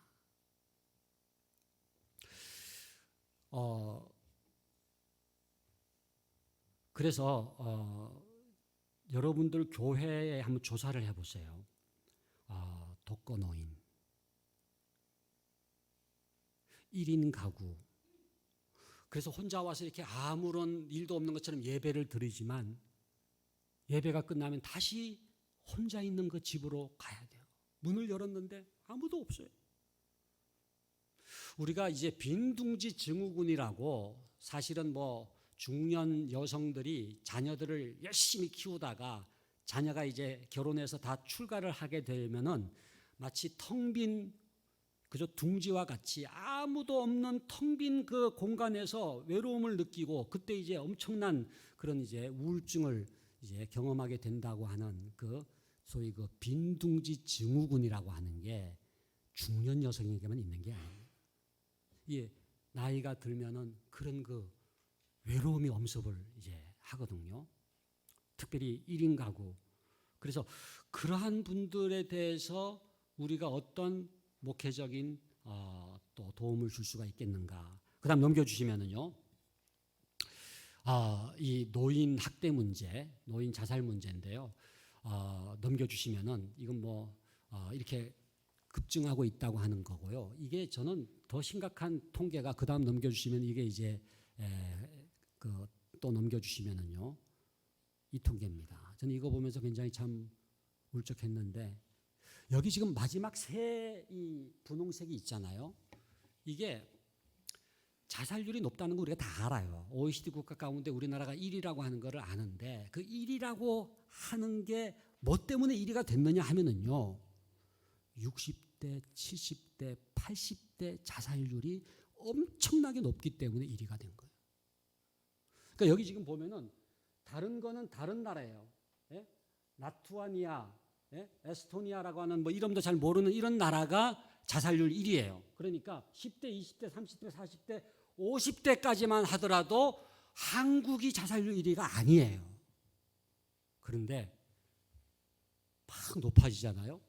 60대, 70대, 80대의 자살률 1위가 대한민국이에요. 저는 한국 교회가 이건 책임져야 된다고 봅니다. 이건 뭐 전체 자살률 1위라고 하는 것을 생명의 종교고, 정말로 우리가 부활의 종교고 예수 그리스도 영생의 종교인 우리 기독교가 한국이 자살률 1위라고 하는 이것을 해결하지 못한다면 저는 굉장히 중요한 직무를 방기하는 것이다. 그런데 특별히 이 노인 60대, 70대, 80대의 이 자살률을 한국 교회가 어떻게 낮출 수가 있을 것인가에 대해서 우리 목사님들이 심각한 그야말로 책무성을 느끼면서 우리 재직들과 함께 적어도 그 교회 안에서의 우리 이 60대, 70대, 80대가 어떤 상태에 계신지에 대해서 관심을 가져야 되겠다 하는 겁니다. 넘겨주시면은요, 이제 거의 마지막으로 이제 가고 있습니다. 언제 끝날 것인가, 그렇게 시계만 보지 마시고 소망 가운데 인내하시기를 바랍니다. 자, 이제 고령화 사회에서 노인에 대한 목회적 이해인데요. 넘겨주시면은요, 저는 요거를 이제 크게는 4가지로, 조금 더 쪼개면은 6가지로 말씀을 드리고 싶어요. 첫 번째는 재소명의 시기고요. 그 다음은 영성의 시기고요. 그 다음은 지혜의 시기고요. 그 다음은 건강의 시기고요. 그 다음은 관계의 시기고요. 그 다음은 영향력의 시기다. 이렇게 6가지로 나눌 수가 있는데, 자, 넘겨주시면은, 저는 이게 제일 사실 제가 최근에 감동 있게 읽은 책이 폴 스티븐슨이 쓴 나이 들매 신학이라는 책입니다. 이거는 여기 지금 혹시 50대가 계시다면은 50대부터 읽으면 좋겠어요. 나이 들매 신학. 여러분 지금 나이가 들어가고 있잖아요. 이건 뭐 여러분들이 인정하건 인정하지 않건 우리가 생물학적으로 지금 나이가 들어가는데, 나이 들어감의 신학이라고 하는 게 뭐냐면 그 나이 들어감을 성경적으로 기독교적으로 의미를 이렇게 이제 탐구하고 있는 책인데, 그 부제가 뭐라고 되어 있느냐 하면요, 나이 들매 신학의 부제가 당신의 소명을 재구성하라 이렇게 되어 있습니다. 이게 영어로는 Finding your calling for the rest of your life라고 되어 있죠. 그러니까 당신의 남은 생에 대해서 부르심을 발견하라 이런 뜻이에요. 그러니까 무슨 얘기냐면요, 직업을 끝냈어도, 이건 뭐 목회도 마찬가지입니다. 우리 재직들도, 여러분들 생업도 마찬가지입니다. 내가 이렇게 은퇴를 했다면은 끝난 게 아니에요. Finding your calling for the rest of your life. 당신의 남은 생애 동안에 하나님께서 여러분을 어떻게 부르시는지에 대해서 발견을 하라는 거예요. 그래서 교회가 해야 될 굉장히 중요한 교육 가운데 하나가 뭐냐 하면요, 이거는 뭐 여러분들 교회 자체적으로 프로그램을 개발해도 좋고, 또 뭐 저희도 이렇게 무슨 교재도 개발을 했습니다마는, 은퇴하기 전에 성도님들 신청을 하게 해가지고 소위 크리스천 은퇴자 학교를 해야 돼요. 그 은퇴자 학교의 핵심은 뭐냐 하면은 이겁니다. 당신의 소명을 재구성하라. 그래서 내가 지금 62세로, 이제 교사들은 62세 은퇴하잖아요. 뭐 일반 회사들은 뭐 더 빠릅니다. 55세 이전에 막 그냥 다 은퇴하는 경우도 있죠. 그러니까 이게 나이를 뭐 65세까지 기다려서는 안 돼요. 그 전부터 시작해요. 그래서 제가 50으로 말씀을 드리는 이유가, 은퇴하기 전부터 준비를 해야 되는데, 이제 나의 은퇴 이후에 내가 이제 직업으로서의 나의 어떤 그 역할은 끝나지만은 소명이 끝난 게 아니라는 거예요. 여러분, 소명이라고 하는 게 뭐냐면요, 하나님이 우리를 이 땅에 보내신 목적입니다. 그러니까 모든 인간은 소명을 가지고 태어나요. 그리고 이 땅에 태어났다고 하는 것은 하나님이 긍정하셨다는 얘기입니다. 그러니까 하나님께서 우리를 이 땅에 보내신 뜻이 있다는 거죠. 하나님의 뜻이 있고 하나님의 목적이 있고. 그래서 릭 워렌이라고 세들백 교회 담임 목사님, 그 릭 워렌이 쓴 목적이 이끄는 삶이라고 하는 책에 보면은 그런 내용이 나와요. 모든 사람에게는 divine purpose가 있다. 신적 목적이 있다는. 그러니까 여러분들도 마찬가지고, 여러분들 성도님들 한 분 한 분 나이가 몇 살이든지 간에 이 땅에 태어났다, 하나님의 목적이 있다. 그 목적이 소명입니다. 그러니까 이 땅에 파송한 하나님의 뜻이 있는 거예요. 그런데 직업이라고 하는 거는 일정 부분의 기간이죠. 이게 끝났어도 이 땅에 우리를 보내신 하나님의 소명은 끝나지 않았어요. 그래서 이 책에도 보면은 이 소명을, 직업, 이 콜링을 occupation하고 구분을 합니다. 그러니까 콜링과 직업은 다르다. 그러니까 occupation으로서의 직업은 끝나도 콜링은 계속된다. 그런데 내 인생의 남은 제3막 동안에 하나님이 나를 어디로 부르시는가에 대해서 관심을 갖고 Finding your calling for the rest of your life라고 하는 내용을 이제 담고 있는 거거든요. 그래서 넘겨주시면 이런 얘기를 하고 있습니다. 나는 선한 싸움을 싸우고 달려갈 길을 마치고 믿음을 지켰으니, 이 얘기는 절대 직업을 끝내고 은퇴하면서 해서는 안 된다는 거예요. 이거는 임종할 때 인용을 해야지. 예? 저기 박 목사님도 이거 은퇴하면서 이거 쓰지 마세요. 예? 예. 해가지고 요거는 다 모든 소명이 끝나고 그야말로 이제 하나님 품에 이렇게 안길 때 정말 나는 선한 싸움을 싸우고 달려갈 길을 마치고 믿음을 지켰다, 이렇게 얘기를 하는 것이고, 직업이 끝났다고 끝난 게 아니라는 거죠. 소명은 계속된다는 거죠. 넘겨주시면은요, 그 소명의 재구성이라고 하는 게 이게 100세 시대의 노년들에게는 훨씬 더 절박한 거예요. 그 폴 스티븐슨이 지금 이제 미국에서 그 책을 냈는데 그 책을 냈을 때도 이미 한참 전이고, 그 다음에 미국의 지금 노령화는 지금 우리나라보다 훨씬 덜한 건데도 불구하고 그 책을 냈는데, 한국적 상황에서는 이 100세 시대에서는 훨씬 더 그 제3막 인생에 대한 이 재소명의 과제가 훨씬 더 중요하다는 거거든요. 그래서 여기 한번 보시면은요, 여기 지금 글씨가 잘 안 보일 수가 있는데, 과거는 노화 그러면 부정적으로 생각했어요. 그래가지고 여러분들도 뭐 화장 거의 뭐 위장 수준으로 이렇게 해가지고 이렇게 이제 다닙니다만은, 그런데 노화가 그렇게 부정적인 게 아니에요. 네? 단지 익어갈 뿐이죠. 유행가 가사처럼. 근데 우리 지금 노년 연구도 굉장히 지금 이게 트렌드가 달라졌습니다. 과거의 노년은 D로 시작되는 좀 네거티브한 연구들이에요. 그래서 D로 시작되는 게 뭡니까? 여기 보면은 D 워드 노년 이에는 디클라인, 노년기 이렇게 쇠퇴하는 걸로 봐요. 예? 그 다음에 디지즈, 질병, 병 많은 사람. 그 다음에 디멘티아, 치매. 예? 그 다음에 디저빌리티, 장애가. 그 다음에 디펜던시, 의존하는 것. 그러니까 노년이라고 하는 걸 이렇게 D자 용어를 써가면서 굉장히 부정적으로 이해를 했다면은, 지금의 노년에 대한 연구는요, C입니다. C. C는 뭐예요?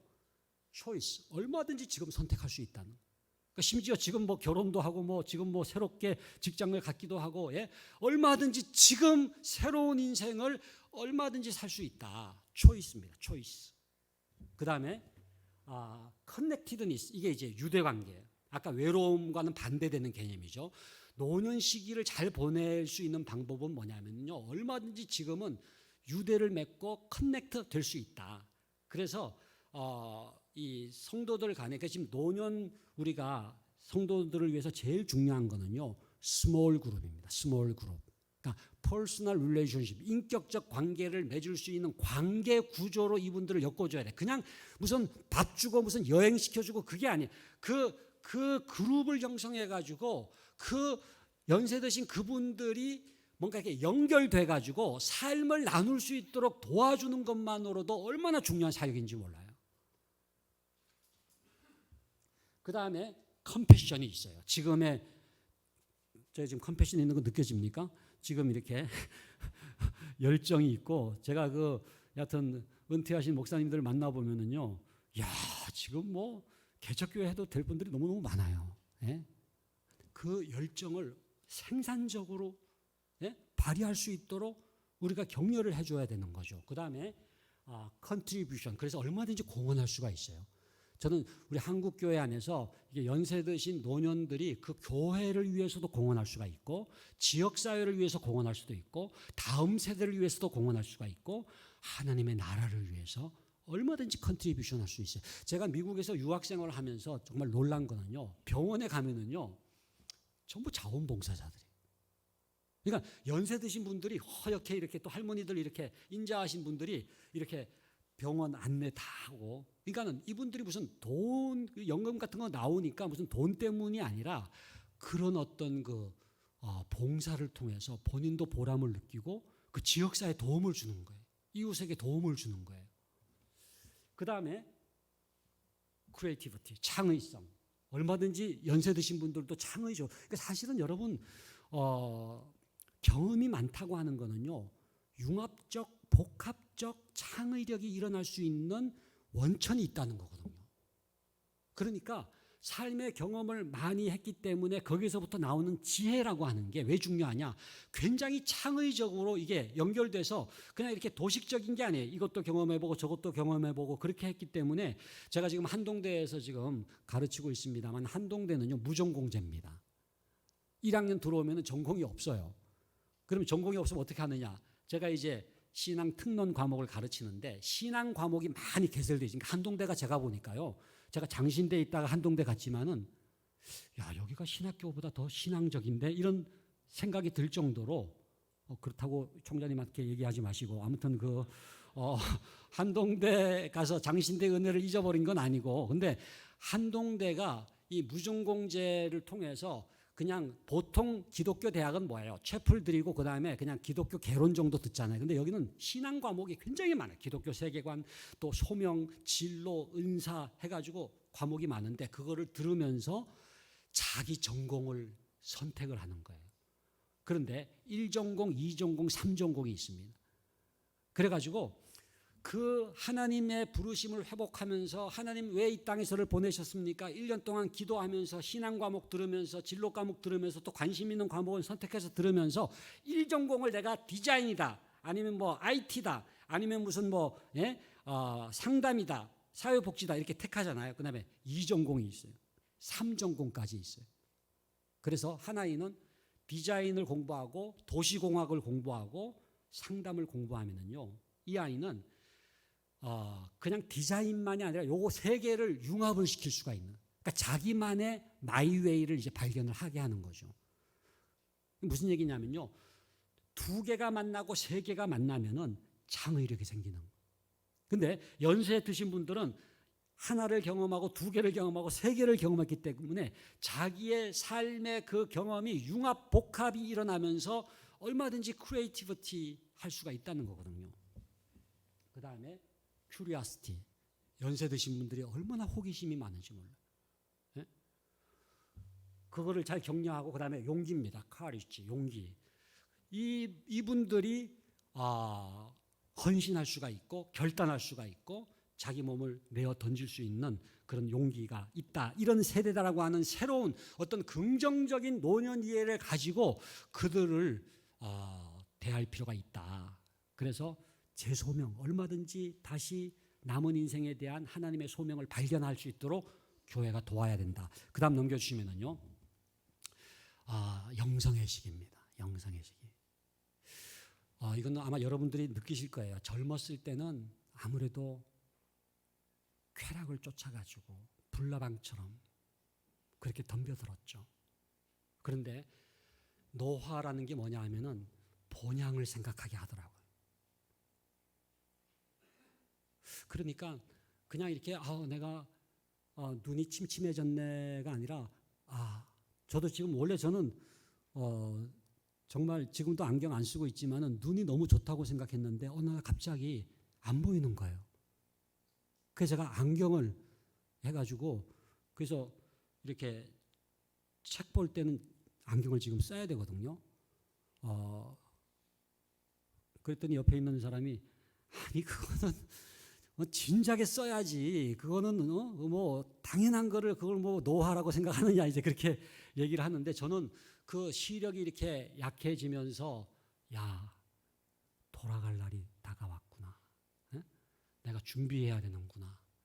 내가 보다 더 정말 하나님의 뜻에 맞게 살아야 되는구나. 관절이 아프고 관절통 있잖아요. 허리가 아프잖아요. 이게 다 이제 노화라고 하는 게 뭐냐면 저는 이 탕자의 비유를 생각할 때 그 둘째 아들이 그야말로 허랑방탕해가지고 그 가산을 다 탕진을 했잖아요. 마지막에는 돼지의 쥐엄 열매를 먹으면서 어떻게 됐습니까? 아버지 집을 생각하잖아요. 아버지 집에는 먹을 것이 많은데 내가 줄여 죽게 되었구나 라고 하면서 일어나 아버지 집을 향하여 턴하는 거예요. 터닝 포인트. 그래가지고 이 방탕하던 삶을 돌이켜서 아버지 집을 향해서 돌아오는 시기에 이게 노년의 시기입니다. 그래서 저는 노년의 삶을 생각하면서 이 탕자 비유를 다시 묵상을 했는데 연세가 드신 분들은 훨씬 더 하나님에 대해서 친밀감을 느낍니다.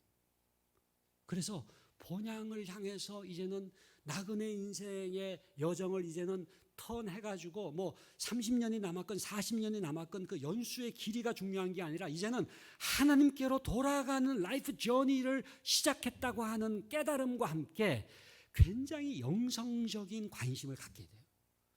그래서 그 연세 드신 분들에게 훨씬 더 이 하나님과의 친밀함, 하나님과의 깊은 사귐, 하나님과의 깊은 기도, 깊은 만남, 이거를 격려를 하면서 영성을 복돋아 주는 게 굉장히 중요한 목회적 과제다. 그래서 이거 뭐 다 읽진 않겠습니다만은 이런 그 영성을 어떻게 잘 도울 수가 있겠느냐 넘겨주시면은요. 그래서 죽음을 조금씩 더 마주하게 되면서 영성과 진정한 자신의 삶에 대한 생각이 더 깊어질 수가 있거든요. 그래서 여러분 융이라고 하는 심리학자가 참 재미있는 분입니다. 뭐 삐아제나 뭐 프로이드나 에릭슨이나 이런 사람들은 주로 이제 어린 아이들의 심리를 많이 아동 심리, 뭐 청소년 심리를 주로 했지만은 융은 성인 심리학인데 진짜 성인이 된다고 하는 것은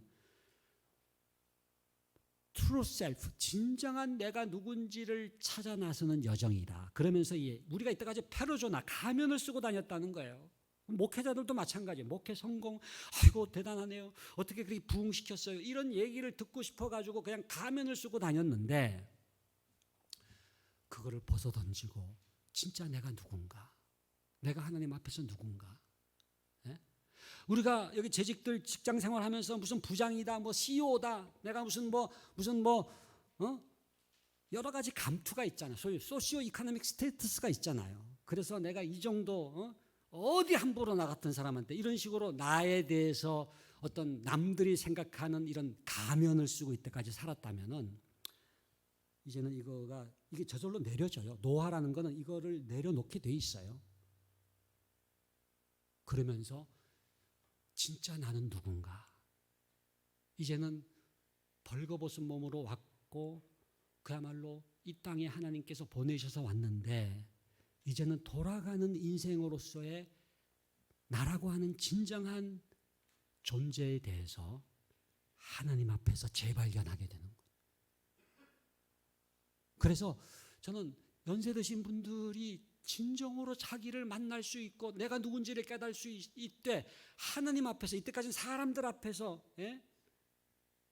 제가 그 누가복음 이렇게 말씀 보면은 누가복음 왜 바리새인들은 돈을 좋아하는 자들이라 그 말씀 나오잖아요. 그게 무슨 얘기냐면요, 바리새인이라고 하는 건 가면입니다.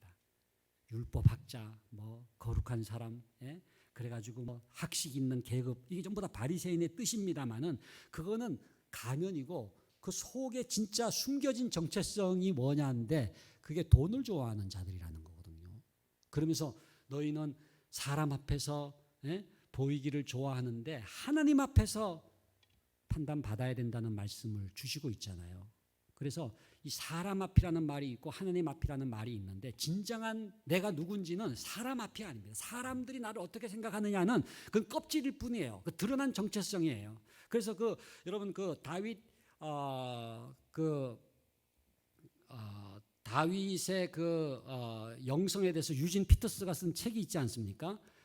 다윗 현실에 뿌리박은 영성이라는 책이 있습니다. 다윗 현실에 뿌리박은 영성. 그 책에 보면은 다윗과 사울이 둘 다 왕이잖아요. 왕이라는 직책은 같았지만 그게 드러난 정체성입니다.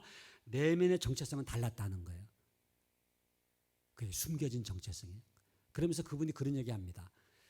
직업이나 직책이라고 하는 것은 내가 누군지를 드러내주는 것처럼 보이지만 실은 자기를 숨기게 한다는 거예요. 그러니까 누가 저한테 물어봅니다. 누구시죠? 그럼 제가 장신대 명예교수입니다. 그러면 그렇군요 하고 저를 아는 것처럼 보였지만 저는 장신대 명예교수라고 하는 뒤에 딱 숨은 거예요. 진짜 나는 명예교수가 아니에요. 그건 나의 직책일 뿐이죠. 그 직책으로 나를 숨긴 거예요. 누굽니까? 제가 한동대 석좌교수입니다. 그러면 그렇군요. 뭐 포항에 내려가시는군요. 그건 진짜 내가 아니에요. 진짜 나는 거기 숨은 거죠. 그러니까 노인이 된다고 하는 건 이게 껍질이 벗겨지는 겁니다. 이때까지 굉장히 대단했다고 생각했던 것들이 자연적으로 은퇴하면서 이거 다 벗기게 돼 있어요. 담임 목사라고 하는 것도 이게 벗게 되잖아요.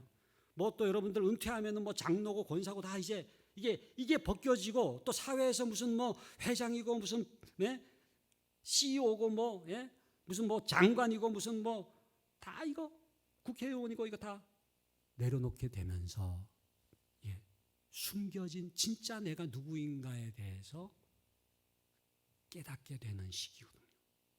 그러니까 그거를 건강하게 도와줘서 우리 성도들이 이때까지는 남들에 의해서 좌지우지 당하는 삶을 살았는데 사도 바울의 고백처럼 다른 사람의 판단은 내게 매우 작은 것이다. 나도 나를 판단치 아니하노니 오직 나를 판단하실 이는 주시니라.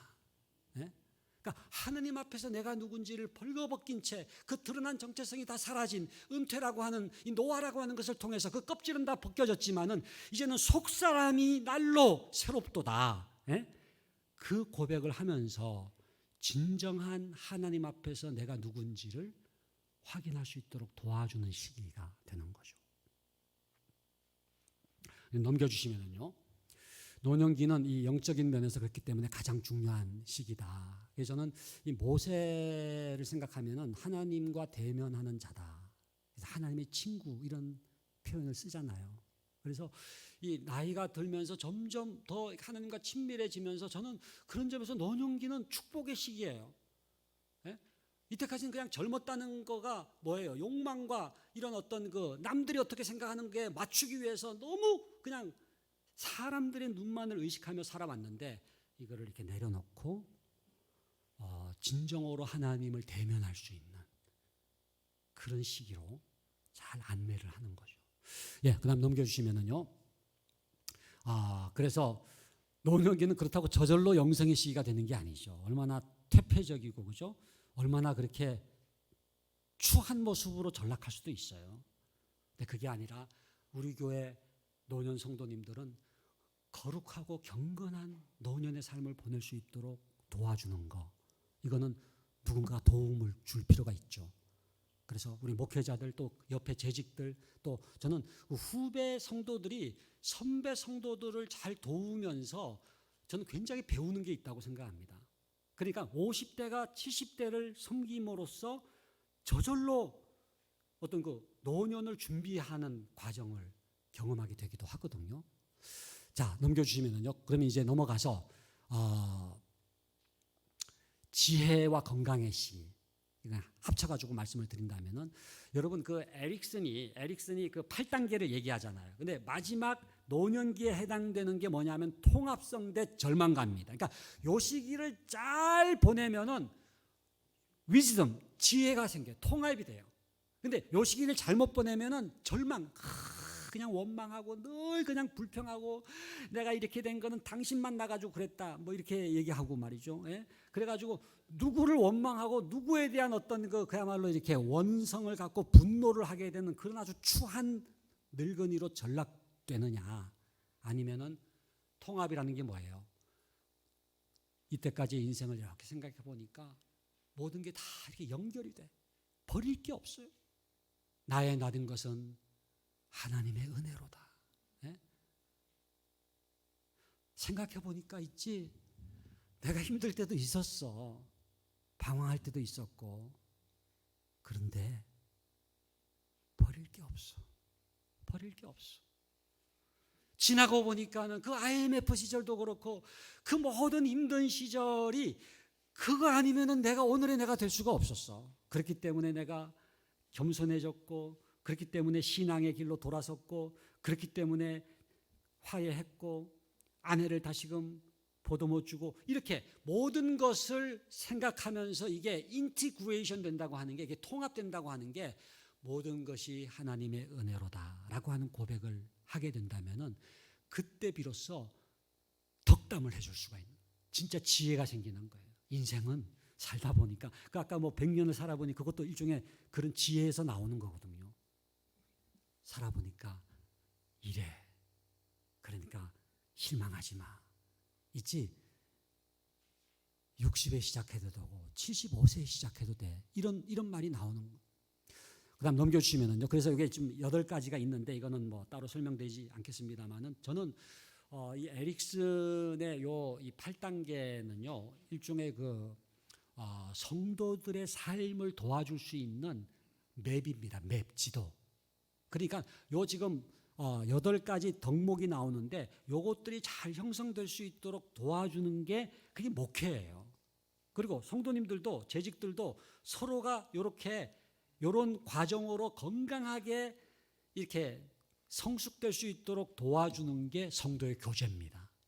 그래서 마지막이 지금 말씀드린 통합성 대 절망감인데 여러분들 자신도 그렇고 여러분들 교회의 노년들은 인생을 잘 통합할 수 있도록 도와줄 때 지혜가 생기는 것이고요. 그렇게 지혜가 생길 때 그 지혜로 다음 세대들에게 좋은 덕담을 해줄 수가 있는 거죠. 넘겨주시면은요. 그래서 노년기는 지혜가 샘솟는 시기다. 여기에 보면은 삶을 통합한 노인은 지혜의 언어를 갖게 된다. 그래서 밑에 보면은 내가 살아보니 인생이란 버릴 것이 없다. 그래서 그 모든 고난과 역경도 결국은 나에게 하나님이 주신 선물이었다. 여러분 그 오카는 목사님이 쓰신 그 고난에 대한 책이 뭡니까? 변장하고 온 축복으로서의 고난이지 않습니까? 그래서 그 고난이 지금 생각해 보니까 나를 향하신 하나님의 축복이었다라고 하는 고백이 가능한 거죠. 넘겨주시면은요. 그리고 노년기는 평생교육의 시기 계속 그래서 배워야 돼요. 그러니까 여러분들 이건 치매 예방에도 좋다는 얘기를 하지만은요. 나이가 들어도 계속해서 글을 쓰고 책을 읽고 특별히 성경책을 읽고 같이 또 토론도 하고 이렇게 하면서 라이프롱 에듀케이션이에요. 그러니까 교육은 여러분들 무슨 뭐 수능 준비하느라고 교육받는 게 끝이 아니잖아요. 나이가 들수록 끝까지 임종하는 순간까지 우리는 계속 배움의 길을 갈 수 있도록 도와주는 거죠. 그 다음에 넘겨주시면은요. 노년기는 어느 때보다 건강이 중요한 시기. 그래서 조금 이따 뭐 사진도 잠깐 보여드리겠지만은 이거는 무슨 뭐 헬스 끊고 뭐 그게 아니라 교회에서 간단한 체조만 하더라도 노년들의 기본적인 건강을 도울 수 있도록 얼마든지 제공해 줄 수가 있어요. 그래서 지금 노년이 되면 겪게 되는 여러 가지 건강의 어려움, 이건 뭐 식이요법도 마찬가지고, 그 다음에 뭐 여러 가지 그 근육이라든지 뼈라든지 또 뭐 소화기계라든지 이런 거에 대해서도 우리 크리스천 의사들도 많잖아요. 그분들의 지혜를 소개해 줄 수도 있고, 그 다음에 직접 체조를 하는 겁니다. 요거는 교회마다 그 노년들을 모셔가지고, 이거는 뭐 외부에서 강사가 오실 필요도 없어요. 기본적인 체조, 우리가 사실 옛날에 국민체조라는 게 있었잖아요. 근데 그것만 해도 온몸에 얼마나 도움이 되는지 몰라요. 그래서 이 건강의 문제에 대해서 교회가 나 몰라라 하는 식으로 무관심한 게 아니라 어떤 역할을 얼마든지 의미 있게 감당할 수가 있다. 그래서 넘겨주시면은요. 그리고 이제 관계와 그 다음에 영향력의 시계, 이게 이제 마지막이 되겠는데, 외로움의 문제를 해결하는 거, 이게 가장 중요한 노년을 위한 교회의 역할입니다. 그러니까 그러기 위해서는 이 노년들을 이 노년끼리도 이렇게 연결을 해서 이 스몰 그룹으로 하고, 그다음에 여기에 그분들을 섬길 수 있는 재직들이 파송이 돼야 돼요. 그래서 저희가 이제 권장하는 것은 노년 두 분의 한 분의 재직이 들어가도 돼요. 그러나 여의치가 않으면 세 분의 한 분도 좋아요. 그래서 스몰 그룹으로 노년의 그룹을 형성한 다음에 여기에 재직들이 들어가서 그분들을 도와주는데, 그분들 스스로가 참여해서 스스로가 얼마든지 할 수가 있습니다. 아까 액티브 시니어라고 그랬잖아요. 창의적이라고 그랬잖아요. 그러니까 우리가 끌어간다가 아니라 그냥 서포트 해주고 격려해드리는 그런 차원에서 함께 참여를 하되, 이렇게 관계망이 형성되고 인격적인 관계가 형성되도록 도와주는 것만으로도 그분에게 너무너무 유익한 이 외로움과 고독의 문제를 해결할 수가 있는 방안이 된다. 그 다음 넘겨주시면은요. 결국 가장 좋은 관계의 터전은 교회다. 그래서 이거를 또 좀 강조를 해주시면 좋겠어요. 그리고 아까 제가 말씀드린 거 여러분들 인용해도 좋습니다. 목사님들보다 여러분들이 행복합니다. 왜? 계속 공동체 안에 있기 때문에. 그걸 누리십시오. 그거를 인조이 하십시오. 해가지고 이 관계가 얼마나 소중한 것인지를 같이 경험할 수 있도록 도와주시면 좋겠고요. 그 다음에 넘겨주시면은 이제 영향력인데, 인플루언스. 저는 이건 뭐 좀 드리고 싶은 말씀이 많습니다만은 60년대, 70년대 신앙생활 하신 분들은요, 체험이 있어요. 정말 우리가 만난 그 예수님에 대한 간증이 있잖아요. 이거를 마치 이스라엘 백성들이 내 자녀와 손주, 그죠? 해서 말하자면 신명기 6장 4절로 9절의 그 쉐마의 말씀처럼 신명기 또 6장 2절도 마찬가지잖아요. 너와 내 자녀와 내 손주에게 영향력을 끼쳐야 돼요. 저는 이거는 비단의 신앙적인 것만이 아니라 저는 이 건강한 가치관, 가정의 중요성, 그리고 어떤 윤리적인 거, 캐캐묵은 어떤 꼰대적인 게 아니라 정말로 잠언 22장 6절 말씀처럼 마땅히 행할 길을 아이에게 가르치라. 그리하면 늙어도 그것을 떠나지 아니하리라 라고 할 때 그 마땅히 행할 길을 알잖아요. 우리 나이 드신 분들은 그 마땅히 행할 길을 아이에게 가르쳐요. 다음 세대 또 손주 손녀 해가지고 격대 교육으로 가르쳐야 돼요. 그래서 지금 이제 조부모 교육 같은 게 굉장히 중요합니다. 이때까지 부모 교육만을 강조했는데 조부모 교육이 바로 이거예요. 시니어들을 잘 세우면은 저절로 그들이 손주 교육을 건강한 신앙적 교육으로 가져갈 수가 있거든요. 그래서 제가 어느 교회, 광주의 어느 교회를 가보니까 거기는 이제 온 세대 통합 예배를 드려요. 그러니까는 이게 이제 같은 메시지를 할아버지, 자녀, 손주가 함께 듣고 그다음에 이 구역도 이렇게 세대 통합으로 이제 구역을 이렇게 만들었더라고요. 근데 중요한 거는 내 자식이 아니더라도 교회는 3대가 있잖아요. 그러니까 우리가 이거 우리는 뭐 그냥 핵가족인데요. 뭐 할아버지는 따로 사는데 그게 아니에요. 우리는 하나님 안에서 한 가족이잖아요. 예수 그리스도의 피로 맺어진 한 가족이잖아요. 예수님은 말씀하시기를 누가 내 모친이며 내 형제냐. 하나님의 뜻대로 행하는 자가 나의 모친이요 나의 형제다라고 하는 말씀처럼 우리가 하나님 안에서 가족이 됐다고 하는 건 뭐냐면요. 여러분들 교회 안에 있는 3대가 이렇게 연결이 되되 그 할아버지 할머니들이 내 손주 내 자녀만이 아니라 우리의 교회 안에 있는 다음 세대 또 손주 손녀 세대에게 영향력을 끼쳐야 된다. 그 다음에 이거는 뭐 자녀나 어떤 그 세대 간만이 아니라 밖으로 아까 우리가 컨트리뷰션 얘기했습니다만은 사회에도 지역 사회에도 좋은 영향을 끼칠 수 있도록 그래서 우리 연세 드신 액티브 시니어들이 모여가지고 우리가 어떻게 예를 들어서 여기다 하면 성수동 이 지역에 우리가 어떤 좋은 일을 할 거냐 별것 아닌 것 같아도 그런 걸 하나씩 하다 보면은 보람도 있고 그리고 지역 사회에도 공헌을 할 수가 있고 그러면은 또 존경을 받고 얼마든지 찾을 수가 있다. 그다음에 넘겨주시면은요. 새로운 노인상과 이거 이제 정리한 겁니다. 넘겨주시면은 그래서 6가지 이제 새로운 노인상의 주제들을 정리를 했는데요. 넘겨주시면은 이렇게 6가지입니다. 이게 새로운 노년상을 제가 6가지로 다시 정리를 한다면은 영성과 그 다음에 영향력, 그 다음에 관계, 건강, 지성, 비전. 비전이라고 하는 게 이제 꿈이거든요. 얼마든지 새로운 일을 재소명으로 소명을 갖고 시작할 수 있다. 우리가 아까 재소명이 바로 여기에 해당되는 건데 이걸 넘겨주시면 이렇게 정리할 수 있습니다. 영성은 이제는 영성가로서의 노인으로 세워가는 거. 비전은 꿈꾸는 노인이라는 게 뭐예요? 재소명. 남은 산막에 대해서 하나님의 부르심을 깨닫고 응답하고 그 다음에 계속해서 배우고 지혜로운 노인이 되는 거.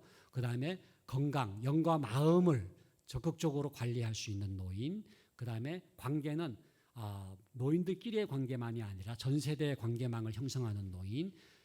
영향력은 인플루언스로서 누군가에게 건강한 영향력을 끼칠 수 있는 요 6가지로 잘 세워나가는 모습이 이게 지금 오늘 참석하신 우리 재직 여러분들의 미래가 돼야 되죠. 그러니까 우리가 어떻게 이 6가지 면에서 준비될 수가 있을까? 이게 개인적으로 우리가 체크를 해야 될 내용일 뿐만 아니라 우리 교회에 있는 이 연세 드신 이 노년들을 요 6가지 면에서 어떻게 도울 수가 있을까? 우리 목사님들은 어떻게 하면 우리 교회 안에서 이렇게 6가지 주제를 가지고 이 노인들을 잘 케어하고 세울 것인가? 요게 핵심입니다.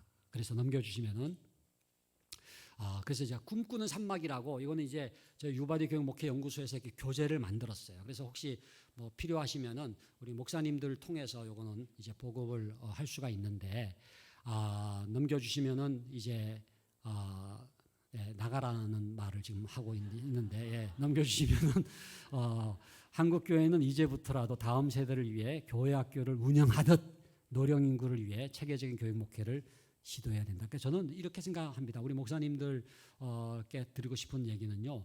주일학교를 개설하는 비중으로 그런 마음으로 노년 교육 목회를 시작하자. 예? 그만큼 중요하다, 필요하다. 그다음 넘겨주시면은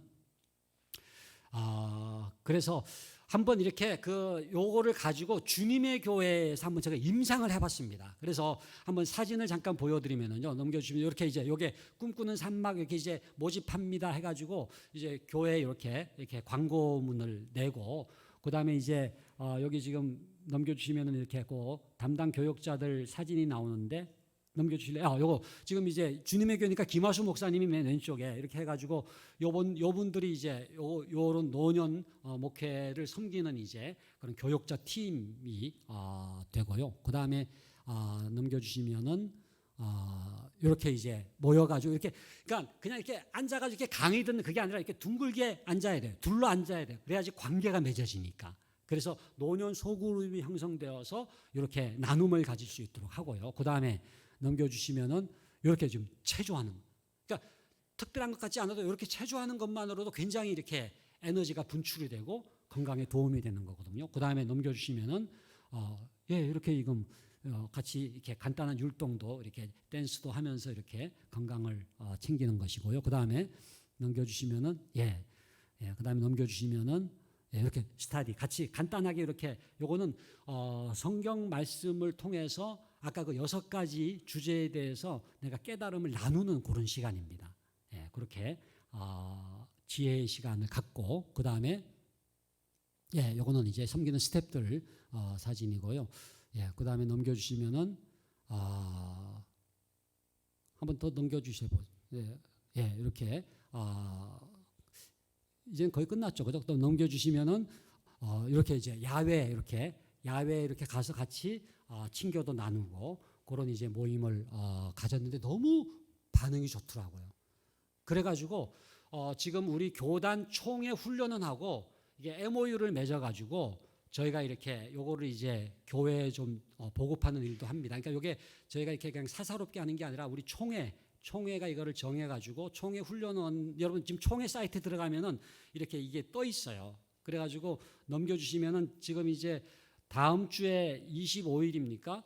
요건 이번에 나온 기독 공부에 요게 지금 소개된 겁니다. 그래서 한국형 노인 목회 꿈꾸는 산막. 오늘 제가 지금 말씀드린 거를 기초로 해서 이렇게 노년 소그룹 모임을 이제 가질 수 있는 거를 기독 공부에서 잘 내주셨고, 그 다음에 이제 넘겨주시면은 요게 지금 이렇게 세미나를 하는데 혹시 담임 목사님들 한번 손 들어주시면 요거 안내문을 이렇게 관심 있는 분들은 혹시 뭐 촉박하긴 하지만 잠깐 좀 한번 담임 목사님들만 요 안내문을 좀 드리려고 하는데 손 들어 주실 담임 목사님들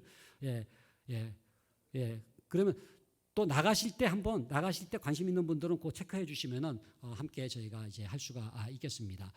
그래서 마지막 이제 성경 퀴즈를 하나 읽고 마치려고 하는데요. 오늘 읽은 이 성경 말씀이 저는 과거에는 그냥 이렇게 지나갔던 말씀인데 너무 사모하는 마음으로 읽게 되더라고요. 그래서 여러분들 이제 노년기에 진입하신 분들은 물론이고 아직 이렇게 진입하지 않았지만 노년이 되실 분들 다 같이 진정성을 가지고 이 노년의 기도를 함께 읽고 우리 마치도록 하겠습니다. 시작. 하나님이여 내가 늙어 백발이 될 때에도 나를 떠나지 마시며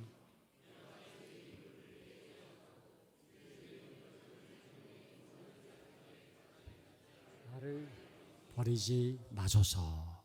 그래서 마지막 순간까지 하나님께서 함께 하시는 노년의 삶을 사시되 여러분들 교회에서 정말 모범된 노년으로 살아갈 수 있을 뿐만 아니라 다른 모든 노년들을 섬기는 그런 우리 재직들이 될 수 있기를 간절히 바랍니다. 기도하겠습니다. 아버지 하나님 감사합니다. 이렇게 서울로회 동부시찰 이렇게 연합재직 수련회를 갖게 하여 주시고 각 교회의 귀한 우리 재직들이 함께 모이고 우리 목사님들도 함께 참여해서 귀한 시간을 갖게 해주신 것 참으로 감사를 드립니다. 아버지 하나님, 우리 한국 사회가 초고령 사회가 되고 있고 또 우리 한국 교회는 그보다도 더 노령화되고 있는 이 현실을 때로 우리는 부담감으로 느낄 때가 많았습니다. 그러나 주님, 이제는 하나님께서 이 모든 환경을 오히려 긍정적으로 또 기회로 또 한국교회가 활성화되고 하나님 나라를 확장시킬 수 있는 계기로 사용하기를 원합니다. 지혜를 주시고 저희들에게 용기를 주시고 저희들에게 성경적인 안목을 주셔서 능히 이 사명 잘 감당할 수 있는 우리들 되게 하여 주시옵소서. 이 자리에 참석한 우리 재직들 주께서 한 분 한 분 세워주셨사오니 오늘 주신 이 내용들을 잘 마음에 새기며 우리도 건강한 하나님 기뻐하시는 노인으로 성숙해 갈 뿐만 아니라 우리 교회에 있는 노인들을 건강하게 세워드리고 또 섬겨드리고 이렇게 인생 산막을 살아가는 그들이 하나님의 사람으로 그 사명 잘 감당할 수 있도록 주님 저희들을 사용하여 주시옵소서. 예수 그리스도 이름으로 기도하옵나이다. 아멘. 예, 감사합니다.